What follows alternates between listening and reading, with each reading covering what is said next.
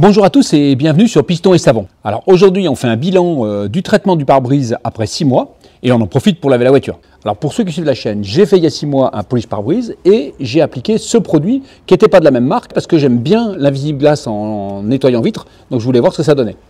Je vais vous montrer des images de ce que ça donne sous la pluie, mais avant il faut quand même qu'on lave la voiture parce que c'est une horreur. Donc là on revient d'un voyage de 1800 km dans le week-end et puis... mais en réalité, elle a fait 5000 km en un mois, puisque j'ai dû m'en servir pour mes déplacements professionnels. Donc là, c'est pas que de la poussière, hein, c'est vraiment une grosse saleté. Alors dans mon canot à mousse, j'ai mis de la mousse active de chez Shine et puis du pré-wash de chez Birkarker qui n'existe plus comme marque. Je vous avoue que j'ai du mal à retrouver mes produits tellement il y en a. Il va bientôt y avoir une vidéo où je vais tout sortir, tout trier et puis on en profitera pour voir qu'est-ce qui est bon, qu'est-ce qui n'est pas bon. Ça va bientôt être sur la chaîne. Abonnez-vous, suivez ça, vous allez voir, ça va être bien.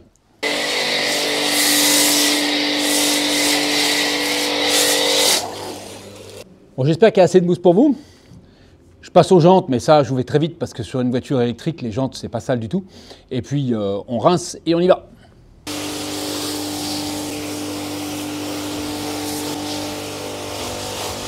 Ce qu'il y a de bien, c'est que c'est déjà propre. Et oui, une voiture bien cirée, ça se lave facilement.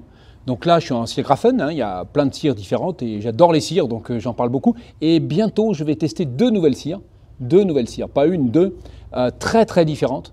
Et donc, restez connectés, ça vaut le coup, parce que ce sont des produits qui sont vraiment intéressants et qui sont indispensables si vous voulez garder votre voiture propre le plus longtemps possible. Là, c'est une voiture qui n'a pas été lavée depuis 3 mois, qui a fait beaucoup de kilomètres, et donc c'est intéressant de voir ce que ça donne, de voir que, vous voyez, la déperlance est bonne, la voiture, elle est quasiment propre. Bien sûr, on va sortir le shampoing et les dessous.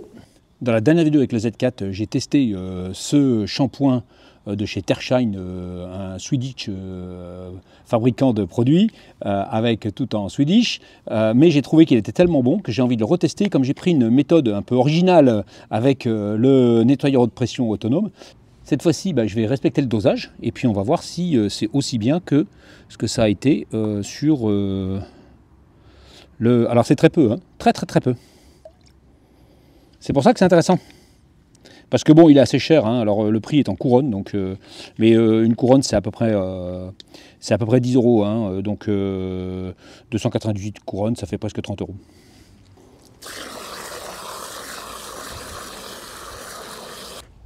Alors la glisse est bonne, elle n'est pas aussi exceptionnelle que sur la Z4 où j'en avais mis beaucoup plus. Donc effectivement, j'avais même trouvé que c'était dur à rincer, donc faut pas en mettre de trop, hein. Mais là, là c'est bon, là la glisse est bonne. Ça mousse pas tellement, parce que j'en ai pas mis beaucoup. Mais c'est nettement suffisant.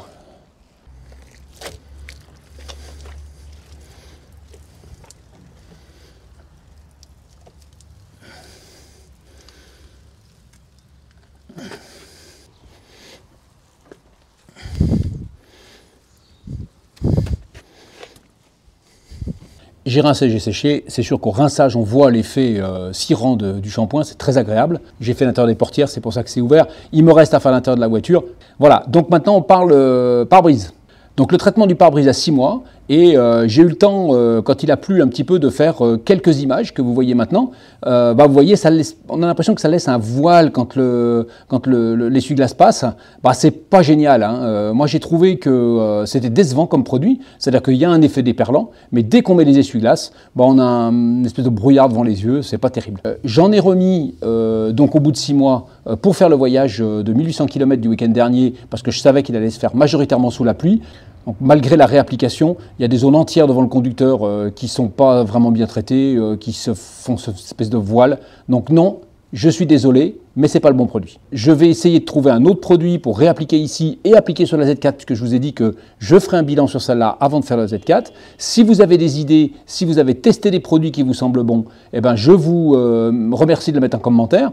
Je ne vais pas mettre un Renix ou des produits que j'ai déjà testés. Je veux un produit qui est soi-disant extrêmement durable. Je veux quelque chose de qualité parce que je veux tester une alternative à ce que j'ai vu de pas cher et qui est très bien et qui dure entre 3 et 6 mois. Je voulais un truc qui dure vraiment longtemps, qui soit vraiment super efficace et pour l'instant, je suis déçu. Donc n'hésitez pas à me mettre en commentaire vos propositions. Alors je ne peux pas finir cette vidéo sans tester un nouveau produit, donc Decoto Collection, donc c'est pour les voitures normalement anciennes, assorti d'abord un flaconnage qui me semble extra à l'ancienne, etc. Un brillant pneu, donc on va tester. Alors bon, ça se passe au pad, hein, puisqu'il n'y a pas de pulvé. Donc j'ai sorti mon pad à pneu.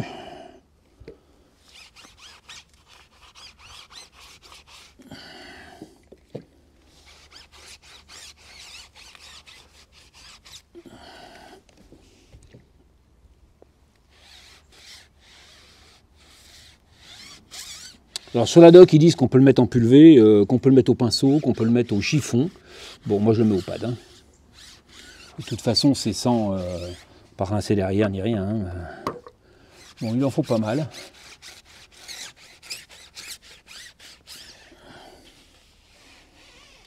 On en profite pour regarder l'usure des pneus parce que c'est bientôt. Hein. C'est bientôt. On va voir la durabilité. Pour l'instant, je ne suis pas hyper convaincu, mais on va voir la durabilité. Alors, ils disent spécial flanc noir et flanc blanc, hein, parce que collection flanc blanc. Voilà, donc bon, pourquoi pas, sans plus pour l'instant. C'est plutôt satin, donc ça, c'est peut-être pas mal, mais bon, je ne suis pas hyper convaincu.